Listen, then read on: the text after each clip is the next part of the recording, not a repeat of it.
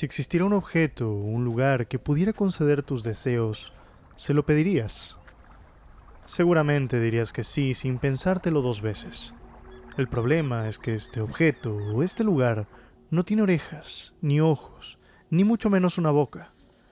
En cambio, lo que te conceda será lo que vea en tu interior, tus deseos más profundos, esos que probablemente ni tú conozcas. Un meteorito se estrelló en la Tierra. El gobierno envió tanques y hombres armados y todos desaparecieron a su alrededor, así que acordonaron el área.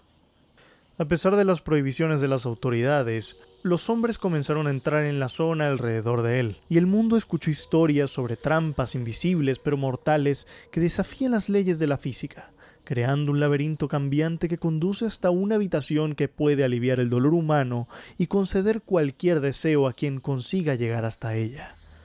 La gente los comenzó a llamar Stalkers, y uno de ellos tenía el apodo de Puercoespín. Un día, Puercoespín decidió entrar con su hermano a la zona para pedir grandes riquezas, pero el hermano murió antes de llegar a la habitación, así que el Stalker pidió tener a su hermano de vuelta.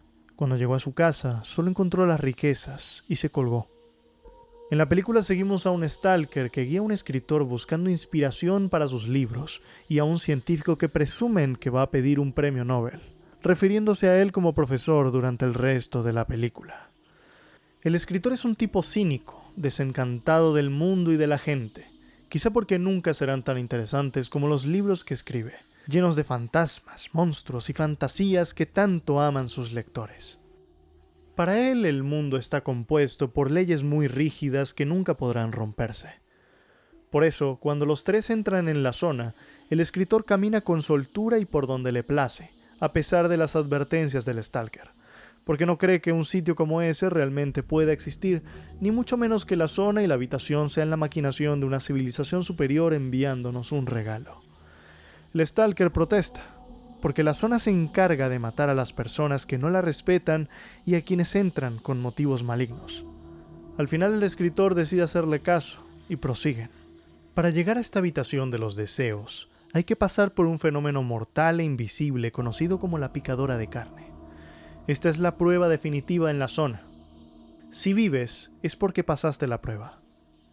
En su cinismo, el escritor saca una pistola, quizá pensando que va a enfrentar un monstruo que está manejando la picadora. El Stalker le dice que no hay nadie en la zona, pero definitivamente morirá si no tira esa pistola. De lo único que hay que armarse en la zona es de fe. Fe en la zona. Fe en tu deseo.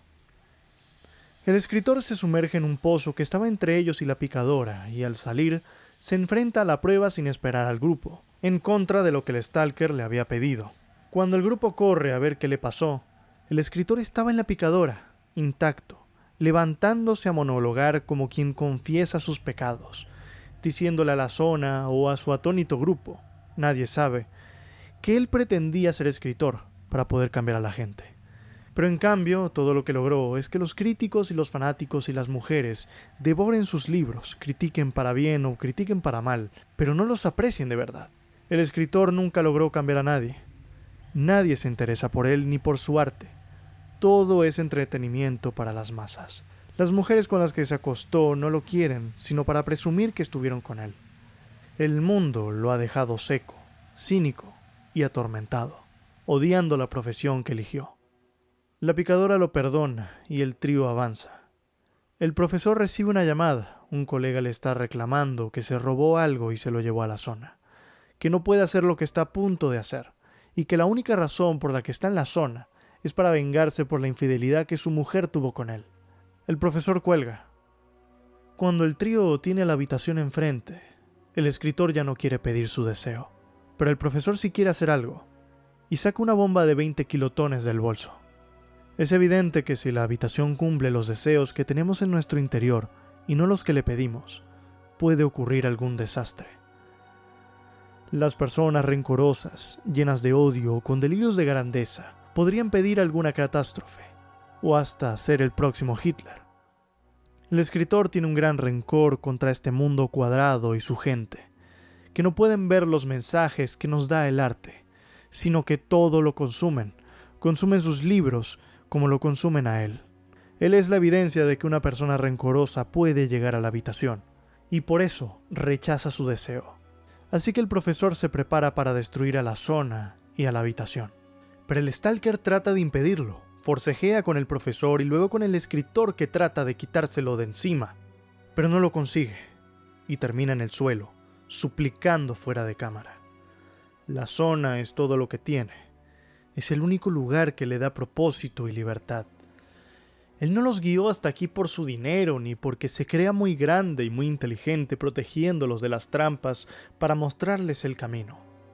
Él ni siquiera quiere entrar en la habitación. Un Stalker no debe entrar nunca. Por eso murió Puercoespín. Su verdadero propósito es guiar a las personas desdichadas y miserables como él hasta la felicidad. La zona le dio una hija desvalida, años de prisión y un matrimonio insostenible.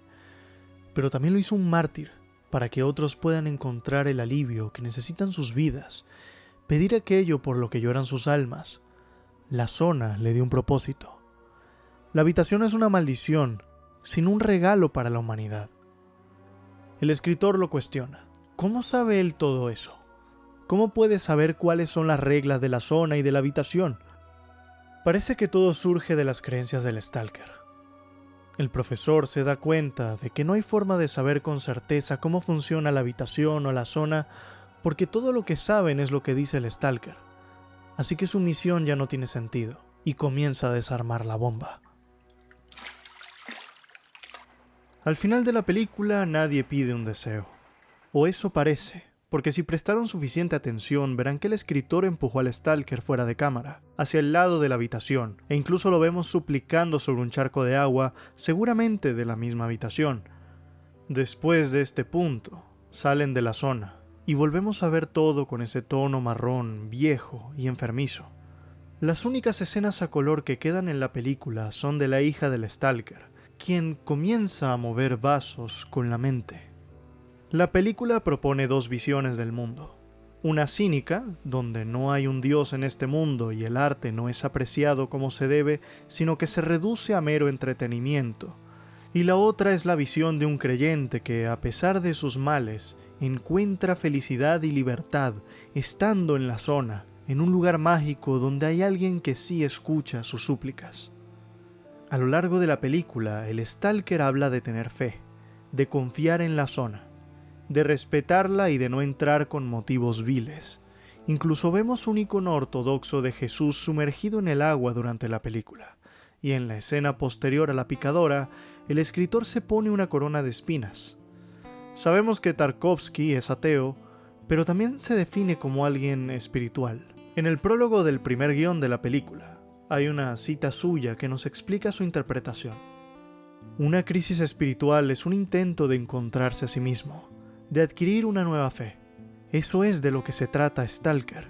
El héroe pasa por momentos de desesperanza cuando flaquea su fe, pero cada vez renueva su sentido de vocación para ayudar a la gente que ha perdido sus esperanzas e ilusiones.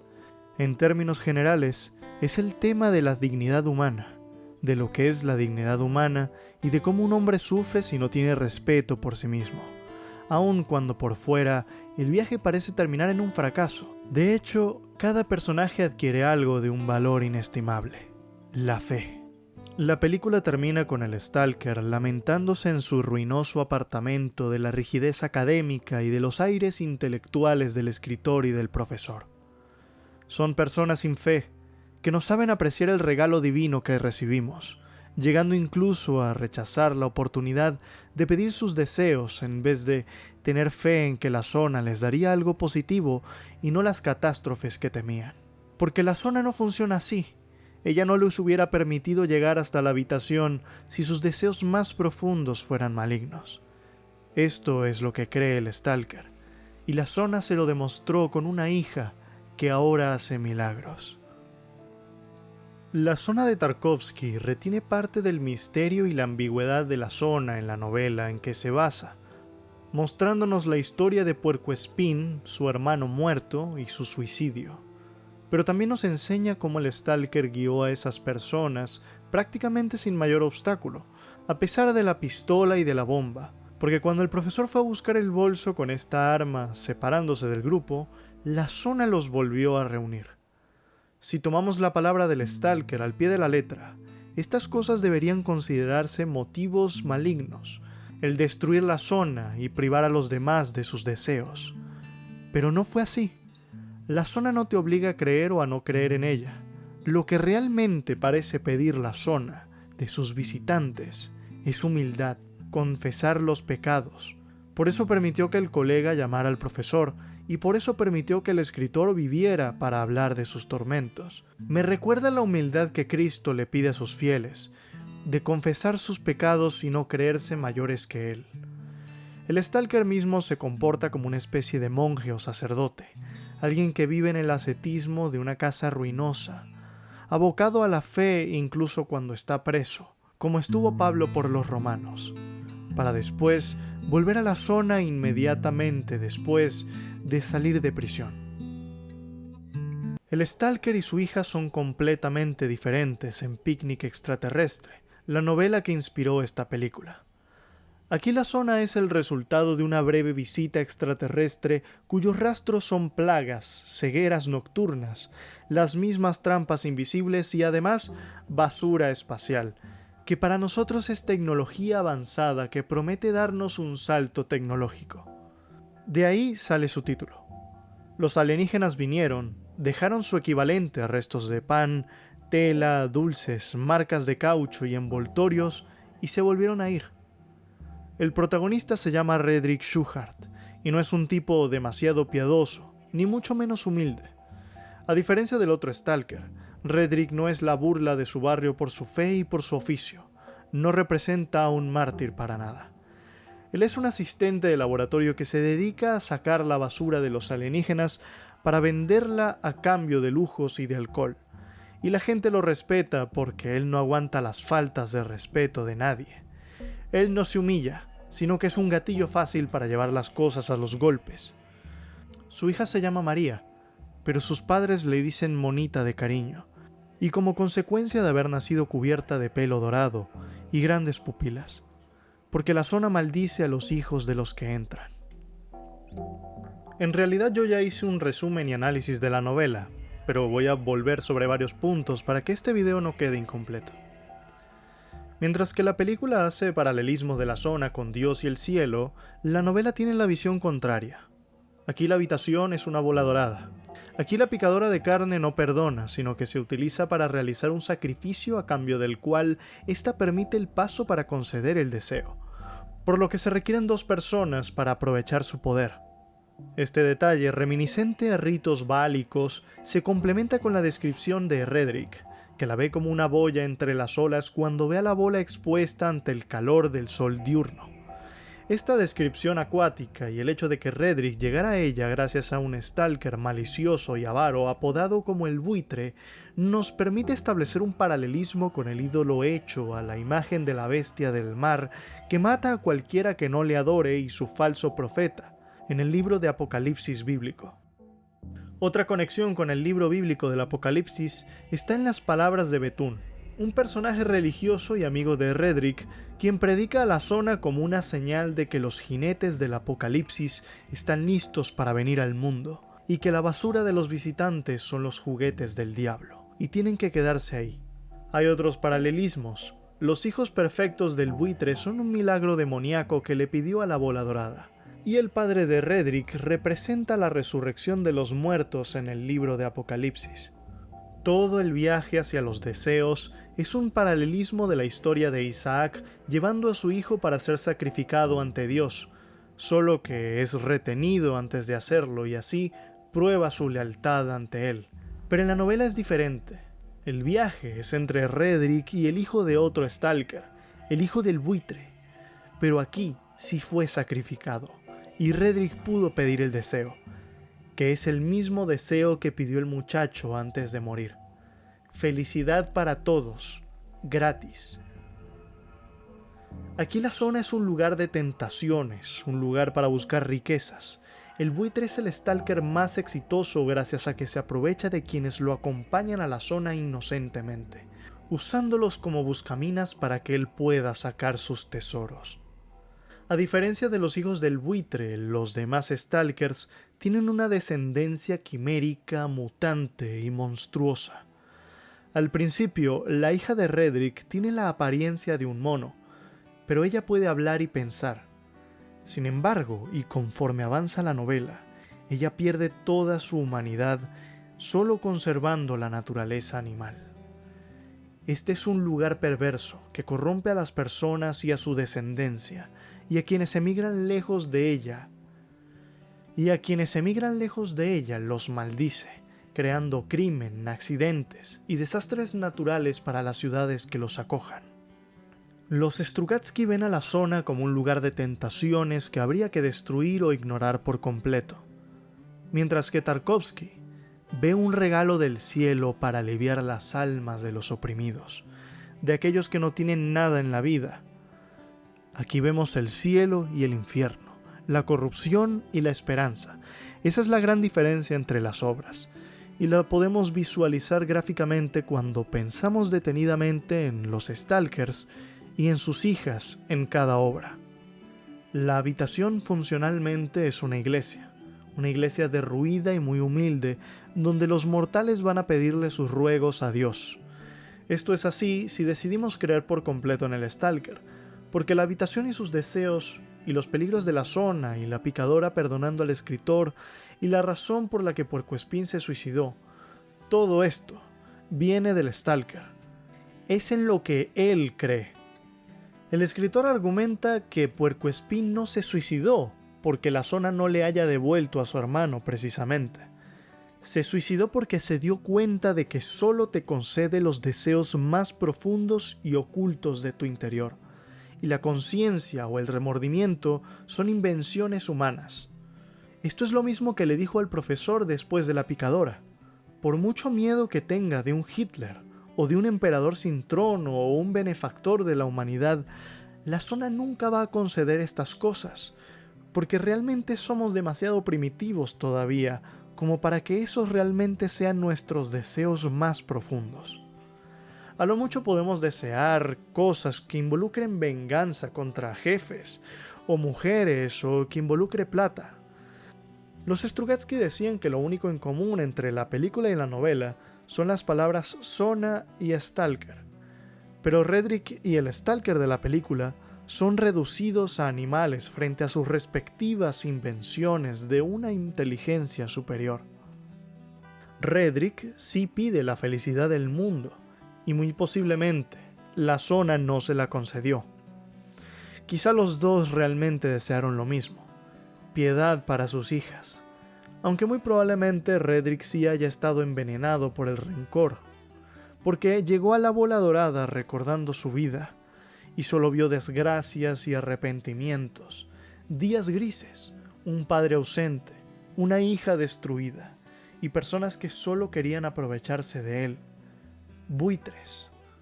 Por otro lado, si el escritor es quien tiene la razón, quizá Redrick deseó la muerte del buitre, la razón contraria por la que su hijo estaba acompañándolo, que era curar a su padre. En todo caso, es claro que Tarkovsky tenía una visión más positiva de la zona que los Strugatsky.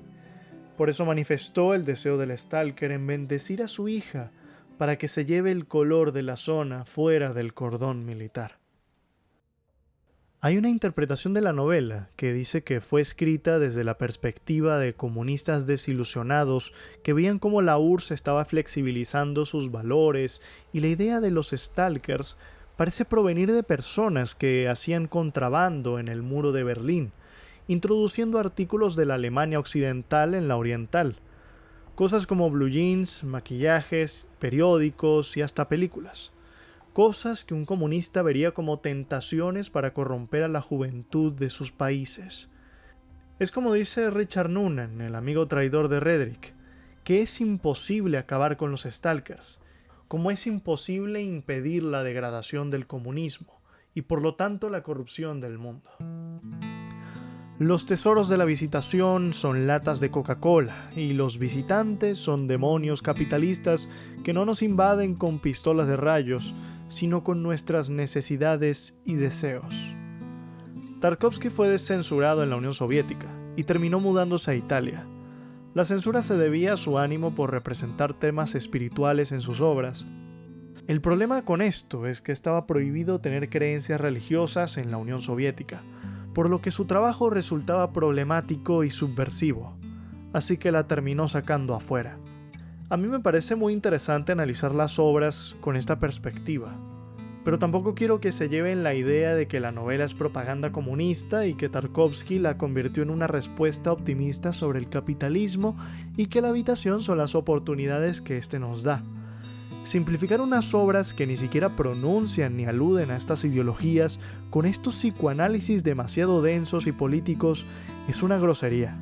Yo prefiero entenderlas como obras que critican y alaban aspectos personales y humanos que son independientes de los libros que escribe la teoría política. La esperanza de que la humanidad se sobrepondrá su orgullo y sus vicios contra la impotencia sobre el futuro que le espera.